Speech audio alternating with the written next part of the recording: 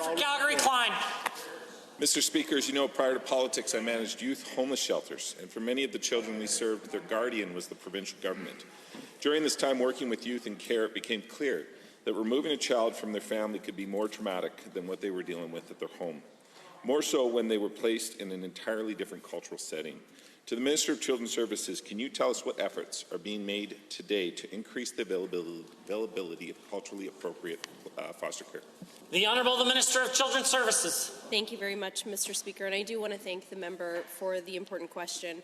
Our goal, Mr. Speaker, whenever safely possible, is to support families so that children can stay safely in their homes. But if we can't do that, Mr. Speaker, we do want to keep kids connected with their families, with their community, and with their culture. We work with community organizations and families to identify culturally appropriate foster and kinship care placements, and we provide training, Mr. Speaker, for kinship and foster caregivers to meet a child's cultural needs. We're moving in the right direction as the growth of kinship care placements continues to surpass the number of foster care homes, and will continue to support this important work. The Honourable Member for Calgary Klein. Thank you, Mr. Speaker, and to the Minister for her efforts. Given culturally appropriate placement is critical for reconciliation, and given it has also been an issue that has been raised as a concern by many cultural groups in my community, including the Somalian, the Ghanaian, South Sudanese, Eritrean, Ethiopian communities, and leadership at Roots House. To the same Minister, can you tell us what efforts are being made to increase the availability of kinship care as well as supports and safety for kinship care homes? The Honourable Minister.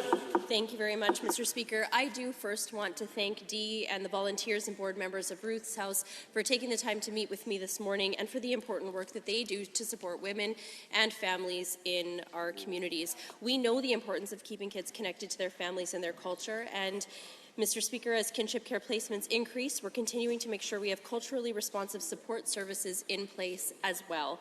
We've improved kinship caregiver training and training for our staff to better understand and assist the unique situations kinship provides, and this also includes supporting the work of our— The member for Calgary Klein.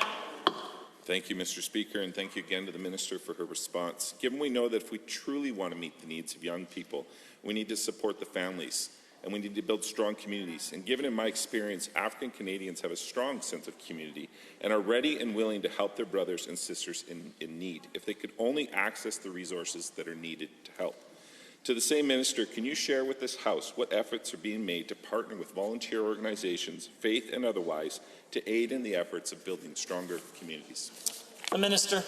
Thank you very much, Mr. Speaker. We do work with a number of amazing volunteer, faith, and community organizations right across Alberta to help support families to stay together and identify safe and culturally appropriate temporary homes when they're needed, Mr. Speaker.